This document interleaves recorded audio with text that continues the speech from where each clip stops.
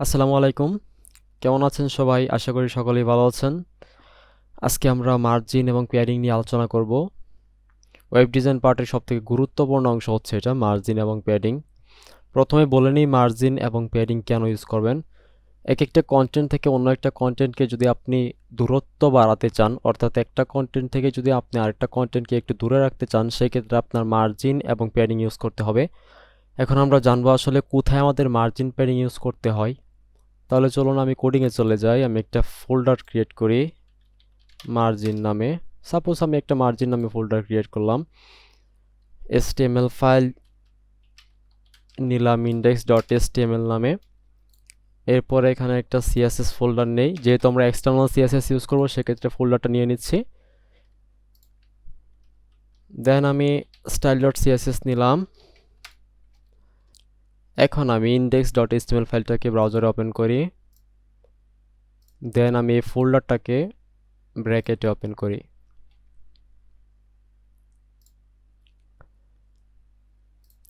এখন আমার basic syntax যেটা ছিল HTML5 এর সেটা লিখে নিচ্ছি। এটার টাইটেলটা দিয়ে দিই সাপোজ মার্জিন অ্যান্ড প্যাডিং। এখন আমি CSS ফাইলটাকে এটার সাথে লিংক করে দেই।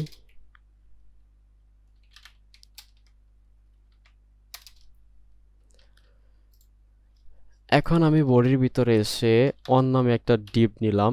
এই ডিপটাকে আমি এখন CSS করি। ডিপটাকে বলি তোমার উইথ হবে 600 পিক্সেল, হাইট হবে তোমার 600 পিক্সেল, একটা ব্যাকগ্রাউন্ড হবে সেটা হচ্ছে রেড।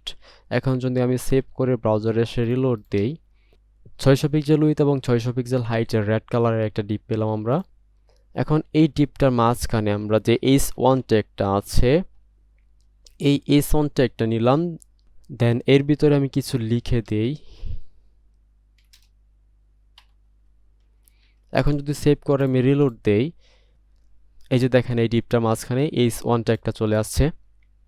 এখন সেম ভাবে আমি এই ওয়ানটাকে কপি করে আমি আরেকটা নেই এবং এটার নাম দিয়ে আমি সাপোজ 2। সেম ভাবে আমি এটাকে কপি করে এটাকে ক্লাসটাকে বলে দেই 2। এখন যদি আমি সেভ করে রিলোড দেই, সেক্ষেত্রে আমি দুইটা ডিপ পেলাম। এখন এই দুইটা ডিপকে আমাকে প্রথমে পাশাপাশি আনতে হবে, সেই ক্ষেত্রে আমাকে ইউজ করতে হবে ফ্লোট।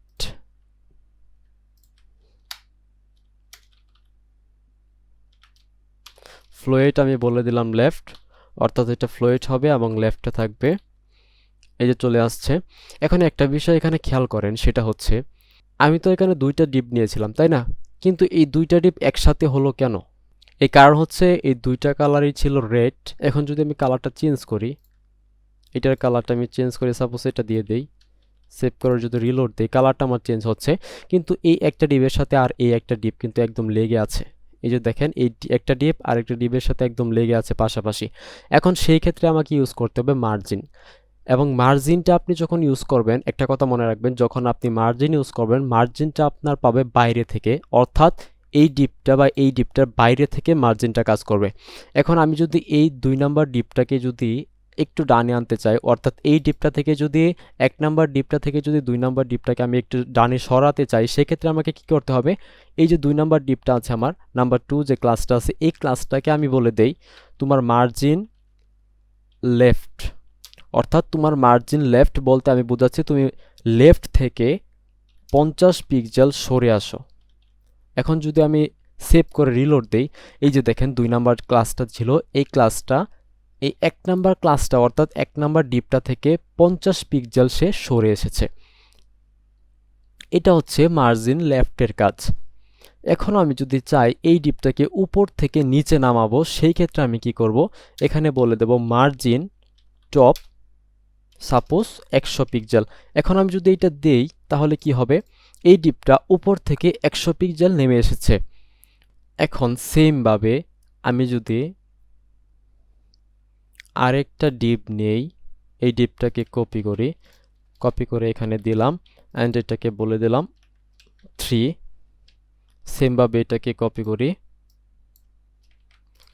কপি করে এটাকে ক্লাসটা চেঞ্জ করে বলে দেই এটা হবে 3। এটা কালারটা চেঞ্জ করি আমি, এখন সেভ করে রিলোড দেই। এই যে আরেকটা ডিপ আসছে আমার। এখন সেমভাবে আমি যদি চাই এই ডিপটাকে ডান থেকে, অর্থাৎ এই ডিপটা ডান দিক থেকে 50 পিক্সেল সরে আসবে, তাহলে এই ডিপটাকে আমি বলে দেই যে তুমি মার্জিন রাইট, অর্থাৎ তুমি মার্জিন রাইট হও এবং তুমি রাইট থেকে 50 পিক্সেল সরে আসো। সেক্ষেত্রে কি হবে, এই যে 50 পিক্সেল সে এখান থেকে সরে এসেছে, এই ডিপটা 50 পিক্সেল সরে এসেছে এই দিক থেকে, কিন্তু সেই ক্ষেত্রে এই ডিপটা নিচে চলে আসছে কেন? সেই ক্ষেত্রে ডান দিকে সে কোনো জায়গা পায় নাই, এই ডিপটা ডান দিকে কোনো জায়গা পায় নাই, সেই কারণে এই ডিপটা 50 পিক্সেল নিয়েছে বিদায় এই ডিপটা নিচে চলে আসছে। এখন যদি আমি এই ডিপটাকে একটু কমিয়ে দিই, মার্জিন রাইটটা যদি একটু কমিয়ে দেই, 20 পিক্সেল দেই, এই যে দেখেন বিষয়টা এখন ক্লিয়ার হলো না? এটা এখন 20 পিক্সেল মার্জিন রাইট পেয়েছে। এরপর সেমভাবে যদি আমি এখানে মার্জিন বটম ইউজ করি 40 পিক্সেল, তাহলে একটা বিষয় এখানে খেয়াল করেন, এই ডিপটা কিন্তু মার্জিন বটম 40 পিক্সেল অবশ্যই পেয়েছে, কিন্তু এর নিচে কোনো ডিপ নেই বা কন্টেন্ট নেই, এই কারণে সে এটা দেখাচ্ছে না। এখন আমি যদি এইটাকে রাইট ক্লিক করি, রাইট ক্লিক করে ইন্সপেক্ট এলিমেন্ট করি, এখন এই বিষয়টা একটু খেয়াল করেন, আমি যখন এই যে ক্লাস 2 এর উপর অর্থাৎ ডিপ, অর্থাৎ 2 নম্বর ডিপটার উপর মাউসটা রাখছি, সেক্ষেত্রে কি হয় দেখেন, এই ডিপটা উপর থেকে 100 পিক্সেল মার্জিন পেয়েছে, লেফট থেকে পেয়েছে সে কত 50 পিক্সেল, সেমভাবে বটমে সে পেয়েছে কত 40 পিক্সেল এবং রাইটে পেয়েছে সে 20 পিক্সেল। এগুলো যদি আমি দেখতে চাই তাহলে এই যে এখানে দেখেন প্রপার্টিগুলো, এখানে ভ্যালুগুলো এখনও শো করছে। এই যে মার্জিন লেফট, এটাকে যদি আমি তুলে দেই, এটা মার্জিন লেফটটা কেটে দিয়েছে, সেই কারণে সে বামে চলে গেছে, এবং এটাকে যদি টিক চিহ্ন দিয়ে দিই সেক্ষেত্রে সে মার্জিন লেফট 50 পিক্সেল পেল। এবং মার্জিন টপ, এই যে মার্জিন টপ, এটাকে যদি আমি টিক চিহ্ন তুলে দিই সেক্ষেত্রে সে মার্জিনটা পেল না, এবং যদি দিয়ে দিই সেক্ষেত্রে মার্জিনটা সে পেল। সেমভাবে এটা মার্জিন রাইটে 20 পিক্সেল পেল, এবং মার্জিন বটমেও সে 40 পিক্সেল পেল, কিন্তু সেটার নিচে কোনো কন্টেন্ট নেই বিদায় সেটা শো করছে না। কিন্তু আমি যখন এইখানে HTML এই যে দেখেন এটার উপরে রাখছি, ঠিক তেমনভাবে সে নিচের দিকে একটু খেয়াল করেন, একটা হলুদ রঙের দাগ ছিল, এইটাই হচ্ছে আপনার মার্জিন 40 পিক্সেল সে পেল এখানে। এখন আমার প্রয়োজন হতে পারে আমি এখানে 4 বার লিখব না, অর্থাৎ এই যে মার্জিনগুলো আছে এই প্রত্যেকটা লাইন না লিখে প্রত্যেকটাকে আমি একটা লাইন লিখব। সেক্ষেত্রে আমাকে কি ইউজ করতে হবে? সেক্ষেত্রে আমার একটা ওয়ে আছে, সেটা হচ্ছে আমি এগুলোকে কেটে দেই। হ্যাঁ, এখন ঠিক আছে। এখন আমি চাচ্ছি এখানে যদি আমি মার্জিন বলি, অর্থাৎ শুধু মার্জিন যদি বলি 100 পিক্সেল, শুধু মার্জিন যদি বলে দিই 100 পিক্সেল, সেক্ষেত্রে সে কি করবে, চারোদিকে সে 100 পিক্সেল মার্জিন নেবে। অর্থাৎ আপনার ঘড়ির কাঁটা যেভাবে ডান দিক দিয়ে ঘুরে ঘুরে বাম দিকে যায়, ঠিক সেমভাবে এটা উপরে পেল 100 পিক্সেল, রাইটে পেল 100, বটমে পেল 100 এবং লেফটে পেল 100 পিক্সেল। এখন এখানে আপনি যদি দুইটা ভ্যালু ইউজ করতে চান, অর্থাৎ এখানে দিলেন আপনি 100 পিক্সেল, এরপরে দিলেন আপনি 50 পিক্সেল, এখন যদি আপনি সেভ করেন অ্যান্ড রিলোড দেন, সেক্ষেত্রে কি হলো, এটা উপরে পেল 100 পিক্সেল, নিচে পেল 100 পিক্সেল, এবং লেফট এবং রাইট এই দুই দিকে পেল সে 50-50। আমি যদি এটাকে ইন্সপেক্ট করি সেক্ষেত্রে বিষয়টা ক্লিয়ার হয়। এই যে দেখেন আমি যখন এটার উপর রাখছি, সে উপরে নিচে পেল 100 পিক্সেল, লেফট এবং রাইটে পেল 50 পিক্সেল। অর্থাৎ আপনি এখানে যখন দুইটা ভ্যালু ইউজ করবেন, 100 পিক্সেল 50 পিক্সেল, আপনার ইচ্ছা, আপনি যখন দুইটা ভ্যালু ইউজ করবেন সেক্ষেত্রে প্রথম ভ্যালুটা পাবে উপরে এবং নিচে, এবং পরবর্তী ভ্যালুটা পাবে লেফটে এবং রাইটে। এখন আপনি যদি চান এখানে তিনটা ভ্যালু ইউজ করবেন, অর্থাৎ তিনবার এখানে মার্জিন দিবেন, একসাথে মার্জিনটা দিবেন, কিন্তু তিনটা ভ্যালু আসবে এখানে, সেক্ষেত্রে আমি যদি এখানে আবার দিয়ে দিই 200 পিক্সেল যদি আমি দেই এবং সেভ করে যদি রিলোড দেই, এখানে বিষয়টা আপনারা ক্লিয়ার হবেন। আপনি যদি এখানে 2 এর উপরে রাখেন মাউসটা, এই যে দেখেন আমি যে এখানে তাকে মার্জিন দিয়েছিলাম, প্রথমে দিয়েছি 100 পিক্সেল, সেক্ষেত্রে সে 100 পিক্সেল কোথায় পেল? 100 পিক্সেল পেল প্রথমে সে উপরে, অ্যান্ড পরবর্তীতে যে 50 পিক্সেল আছে এই 50 পিক্সেল পেল সে লেফট এবং রাইটে, অ্যান্ড লাস্ট যে 200 পিক্সেল মার্জিন দিয়েছিলাম আমি, এই 200 পিক্সেল মার্জিন পেল সে একদম বটমে। অর্থাৎ এই বিষয়টা ক্লিয়ার। আপনি যদি তিনটা ভ্যালু ইউজ করতে চান, একটা ডিবে যদি আপনি একই লাইনে তিনবার মার্জিন ইউজ করেন, সেক্ষেত্রে যদি আপনি 3বার বেলো ইউজ করেন তাহলে প্রথম বেলোটা পাবে আপনার উপরে এবং সেকেন্ড বেলোটা পাবে আপনার লেফট এবং রাইটে এবং থার্ড যে বেলোটা আছে সেটা পাবে আপনার একদম বটমে। বিষয়টা ক্লিয়ার আশা করি। অর্থাৎ এখানে 3টা বেল ইউজ করলে এই 100 পিক্সেল মার্জিন পাবে একদম টপে এবং 50 পিক্সেল মার্জিন পাবে লেফট এবং রাইট, অ্যান্ড থার্ড যে বেলোটা আছে 200 পিক্সেল সেটা পাবে আপনার একদম বটমে।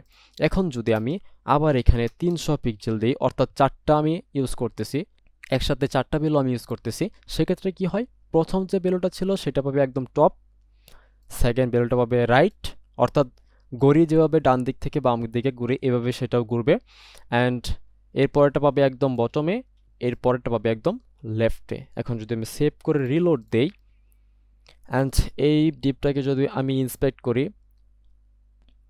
এই যে দেখেন প্রপার্টিগুলো এখানে কাজ করতেছে, অর্থাৎ বেলুগুলো আমি যে দিয়েছিলাম 100 পিক্সেল দিয়েছিলাম, এই যে 100 পিক্সেল, এই 100 পিক্সেল পেলো সে টপে, অ্যান্ড সেকেন্ড যেটা দিয়েছি আমি 50 পিক্সেল, এই 50 পিক্সেল পেলো সে রাইটে। রাইটে একটু খেয়াল করেন হলুদ রঙের যে দাগটা আছে সেটা রাইটে 50 পিক্সেল পেয়েছে, অ্যান্ড বটমে ছিল আপনার 200 পিক্সেল, এই যে দেখেন বটমে পেয়েছে সে 200 পিক্সেল, অ্যান্ড লাস্ট যেটা ছিল 300 পিক্সেল সেটা পেয়েছে একদম লেফটে, এই যে একদম লেফটে পেয়েছে সেই 300 পিক্সেল। আশা করি মার্জিনের বিষয়টা আপনারা ক্লিয়ার হতে পেরেছেন। এখন আমরা দেখব প্যাডিং কি।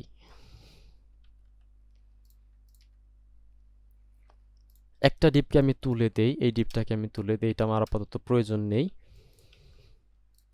ঠিক আছে, এখন আমি প্যাডিংটা নিয়ে কাজ করি। প্যাডিংটা আসলে কি, মার্জিনটা তো দেখলাম আমরা ডিপের বাইরে থেকে কাজ করে, অর্থাৎ কোনো কিছুকে যদি বাইরে থেকে সরাতে চান সেই ক্ষেত্রে আপনি মার্জিন ইউজ করবেন।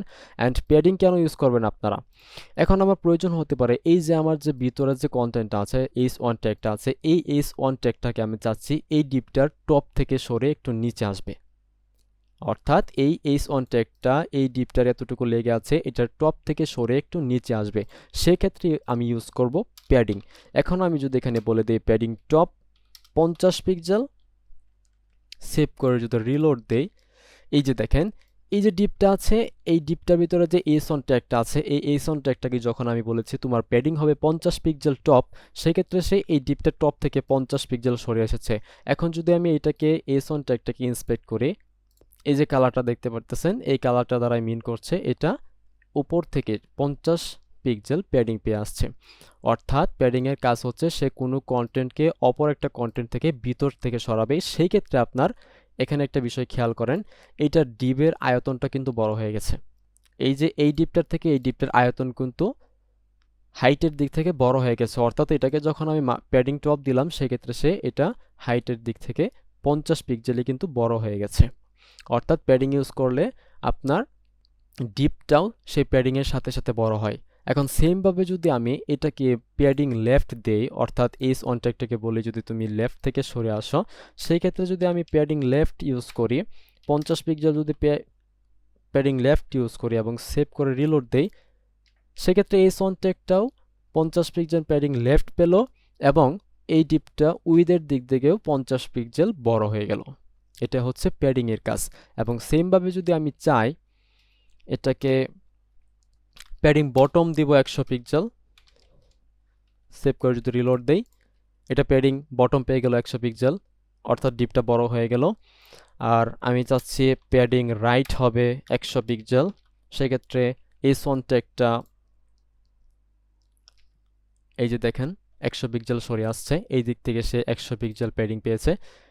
এই যে উপরে দেখেন, উপরে পেল সে 50 পিক্সেল, লেফটে পেল সে 50 পিক্সেল, আর রাইটে পেল সে 100 পিক্সেল এবং বটমে পেল সে 100 পিক্সেল। এবং সেমভাবে যদি আমি এইগুলোকে একসাথে লিখতে চাই সেক্ষেত্রে আমি বলে দেব প্যাডিং যদি আমি ইউজ করি 100 পিক্সেল, সেক্ষেত্রে সে চারোদিকে প্যাডিং পাবে 100 পিক্সেল করে। এই যে ডিপটা 100 পিক্সেল চারোদিকে প্যাডিং পেয়েছে। এবং সেমভাবে যদি আমি এখানে বলি যে 100 পিক্সেল বাই 50 পিক্সেল, অর্থাৎ দুইটা ভ্যালু ইউজ করব, সেই ক্ষেত্রে কি হবে, প্রথমটা পাবে উপরে এবং নিচে, অ্যান্ড সেকেন্ড যেটা আছে সেটা হবে রাইটে এবং লেফটে। এই যে দেখেন উপরে নিচে 100 পিক্সেল পেল এবং লেফটে এবং রাইটে পেল সে 50 পিক্সেল করে। সেমভাবে যদি এখানে আমি 150 পিক্সেল দিয়ে অর্থাৎ তিনটা ভ্যালু ইউজ করি, সেক্ষেত্রে কি হয়, সেভ করে যখন রিলোড দেই, এখানে সে টপে পেয়েছে 100 পিক্সেল, লেফট এবং রাইটে পেয়েছে 50 পিক্সেল, এবং থার্ড যে বেলোটা ছিল সেটা পেয়েছে বটমে, অর্থাৎ 150 পিক্সেল প্যাডিং পেয়েছে সে একদম বটমে। এবং যদি আমি এখানে আবার বলি 150 পিক্সেল, সেক্ষেত্রে বেলোটা কাজ করবে আপনার কি করে, মার্জিনের মতোই সেমভাবে এই 100 পিক্সেল পাবে টপ, 50 পিক্সেল পাবে রাইট, 150 পাবে বটম, অ্যান্ড সেমভাবে 150 পাবে লেফট। এখন আমি যদি সেভ করে রিলোড করি, এই যে দেখেন উপরে পেলো 100 পিক্সেল, রাইটে পেলো 50, বটমে পেলো 150, অ্যান্ড সেমভাবে লেফটে পেলো 150 পিক্সেল। এই হচ্ছে আপনার প্যাডিংয়ের কাজ। এখন আমি চাচ্ছি আমি এটাকে প্যাডিং ইউজ করলাম ঠিক আছে, কিন্তু আমার ডিপটা বড় হয়ে গেছে। এটা তো আসলেই সমস্যার কাজ, তাই না? এখন এত বড় সমস্যাটা কিভাবে সমাধান করি সেটাই তো চিন্তার বিষয়। সেটা চিন্তার কিছু নেই, সেটা একদমই ইজি। এই বিষয়টা আমি বলবো তাদেরকে যারা আমার ভিডিও দেখে কমেন্ট করবে, অর্থাৎ কমেন্টে বলবে যে এটা আসলে কি করে করা যায়, সেই ক্ষেত্রে আমি অবশ্যই বলে দেব। আর এই বিষয়টা পরবর্তীতে থাকলো, আপনারা ট্রাই করবেন, ইন্টারনেটে একটু সার্চ করবেন যে এটা আসলে কি হয়, কিভাবে কি হয়, এটা কেন এমন হচ্ছে, এই বিষয়টা আপনারা একটু বোঝার চেষ্টা করবেন। আর অবশ্যই কমেন্টে অবশ্যই বলবেন যে এটা কি করে করতে হয়, সেক্ষেত্রে আমি অবশ্যই বলে দেবো। যদি এটা অনেক পরের বিষয় আমি বলে দিতাম, বাট আপনাদের থেকে একটু রেসপন্স আশা করছি আমি। এত কিছু করার পরে আপনাদের থেকে একটু রেসপন্স আমি আশা করতেই পারি। যাই হোক, এটা আপনাদের জন্য কুইজের মতোই থাকলো। এটা আপনারা আমাকে অবশ্যই কমেন্টে বলবেন, আমি কমেন্টে বলে দেওয়ার চেষ্টা করব। তাহলে আজ এই পর্যন্তই থাক। পরবর্তী ভিডিওতে আমি বাটন নিয়ে কাজ করব, অর্থাৎ কী করে একটা বাটন তৈরি করতে হয়, সেক্ষেত্রে আপনাদেরকে বাটনটা তৈরি করে দেখাবো আর এই সমস্যাটার সমাধান করার চেষ্টা করব। তাহলে ভালো থাকবেন সবাই, সুস্থ থাকবেন। আল্লাহ হাফেজ।